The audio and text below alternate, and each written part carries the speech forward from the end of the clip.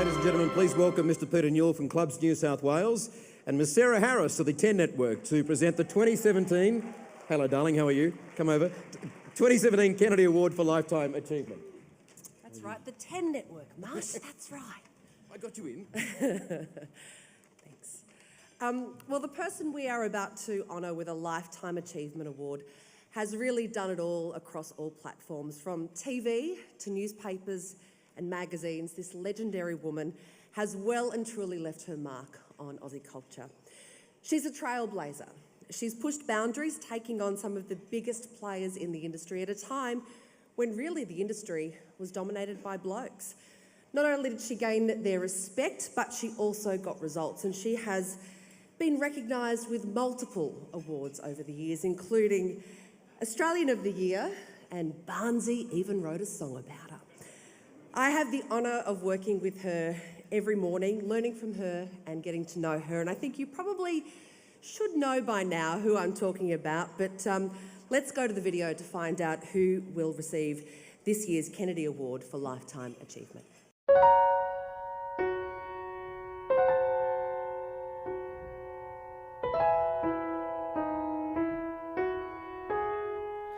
You're just too good to be true. When it comes to trailblazers in this industry, they don't come any more iconic than Ita Buttrose. What do you think the image of the Women's Weekly is?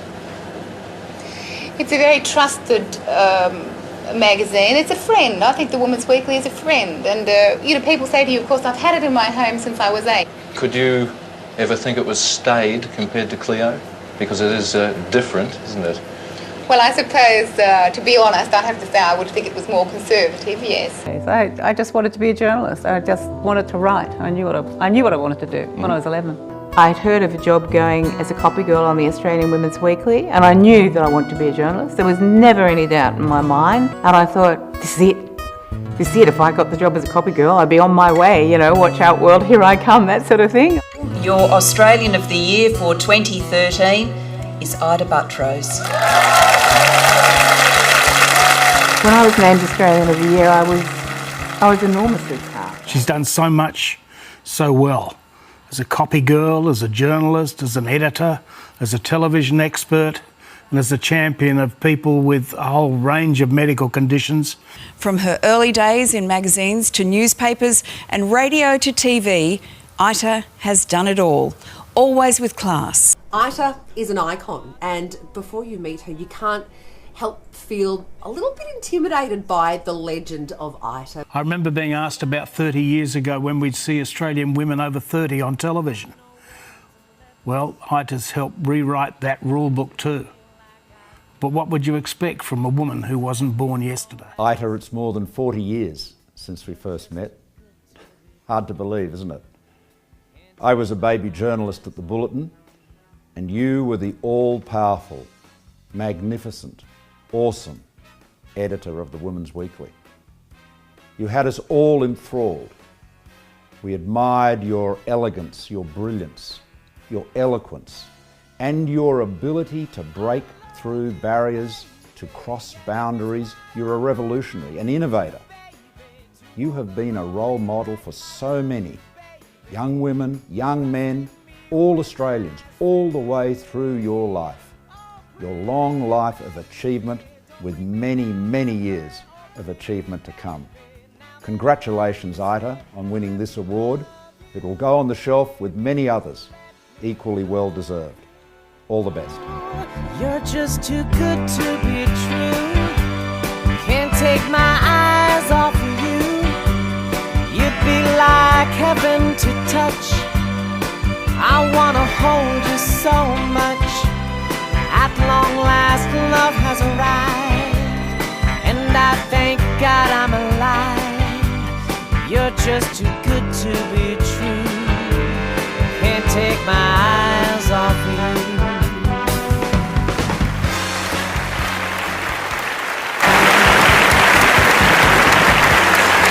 Hello everybody, my name's Peter Newell. I'm the Chairman of Clubs New South Wales. Great to be back celebrating an industry that gave me so much of my life, as it no doubt has to so many others here tonight. and it's great to be able to play a part on behalf of Clubs New South Wales in presenting tonight's Lifetime Achievement Award to Ita Buttrose. You know, we're in this 24/7 news cycle, embracing all sorts of media, each with its own pressures and challenges. It's always good to have the opportunity to just draw breath and be reminded of the basics and celebrate good and talented people. I recall being in the company of tonight's recipient once, quite some years ago, and now noting how refreshing it was for Ita, not immediately endorsing the latest trends, the latest and the greatest, but harking back to the pursuit of the basics, even right back to those basic questions of who, what, when, where, why and how. That was refreshing in itself. No doubt people these days receive their news from myriad sources: newspapers, television, radio, the internet, social media, the corner store, or curbside gossip.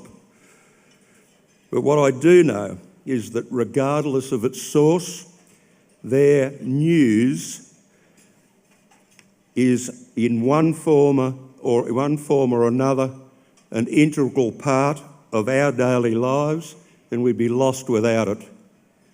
That's why, on behalf of our 1,437 New South Wales clubs and the 6.7 million consumers of news that they represent across the state, we're pleased to be part of the Kennedys, acknowledging the best of the best and at the same time keeping those basics alive. Congratulations, Ita. Please come forward, Ita, to receive this award.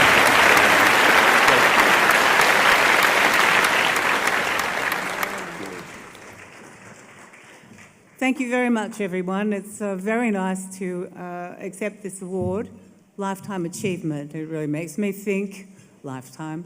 Look, to get an award for something that I've loved doing is just fantastic. You know, I was 11 when I decided I wanted to become a journalist. I was 15 when I became a copy girl on the Australian Women's Weekly. I was 16 when I got my cadetship on the Daily and Sunday Telegraph women's pages.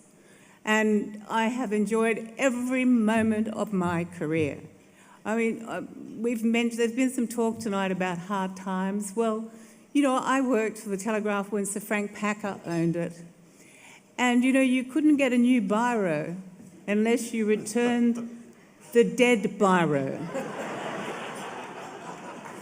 There were not enough chairs on the third floor, and that we used to argue about who would get the wooden boxes to sit on so we could type our notes. You think you've got it hard? Believe me, we've achieved it.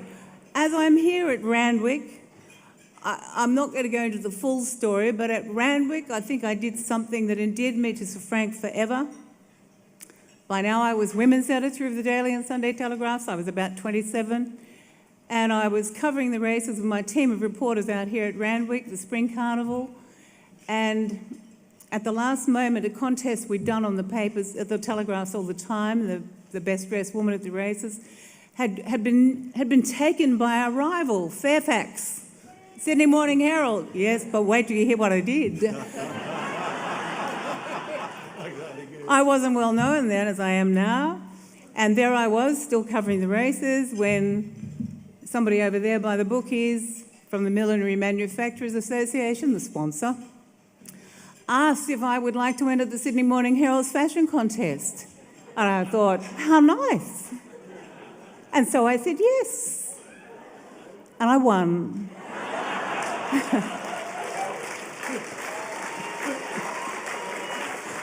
I went back to the Telegraph to tell Mr. McNichol, we didn't call each other David and these sort of things, Mr. McNichol, the editor-in-chief, what had happened. And he was beside himself with joy. I've got to tell the old man. He tears down the corridor to tell Sir Frank. And an order comes from Sir Frank. Miss Buttrose is to be photographed in her prize-winning outfit. Navy blue and white ensemble, navy white shoes, navy hat, white gloves, white handbag. The next morning in the Telegraph, those of you from Fairfax, be careful what you laugh at. Next morning on the Telegraph, page 3, full-page picture of me with a heading, "I'm reliably informed," Sir Frank wrote. "Right filly, wrong stable."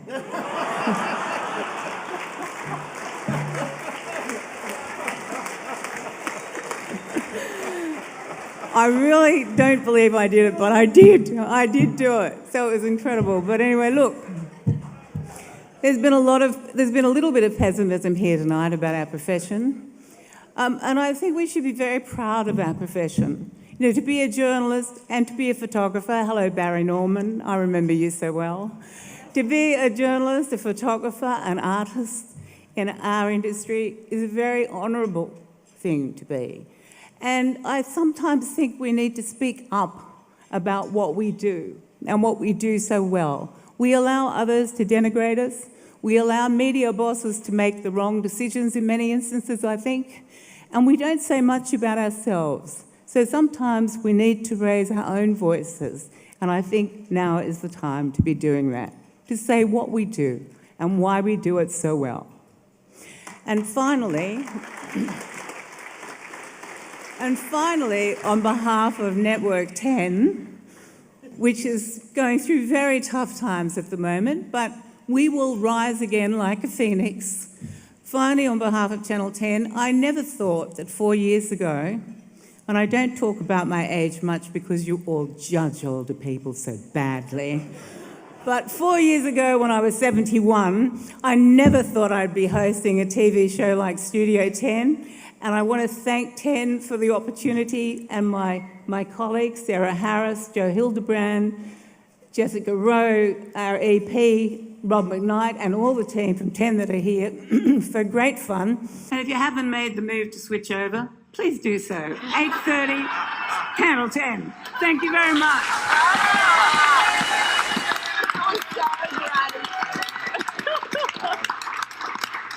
Save the 10 Network, buy a NutriBullet. What a great speech from Ita. She just got up there and just completely nailed it. But you said she was completely surprised. She had no idea. Normally she knows if something's up. She's very good at sort of working out. But when you went up and then you started to talk and then you could see, couldn't you, Joe, the sort of slight sort of, oh, wait a minute, this is, oh my goodness, they're talking about me. And the bit where I said Barnsey wrote a song about her. But she really had no idea. And as you say, Sarah, she gave such a beautiful speech. And it was, what I found so fantastic was still hearing her passion for journalism and media and how important that is. And it was a wonderful night. And She's wonderful been to a see trailblazer all of her life. Yes. She put you on there. That's right. Put all of you. He put me not on the map, on the couch.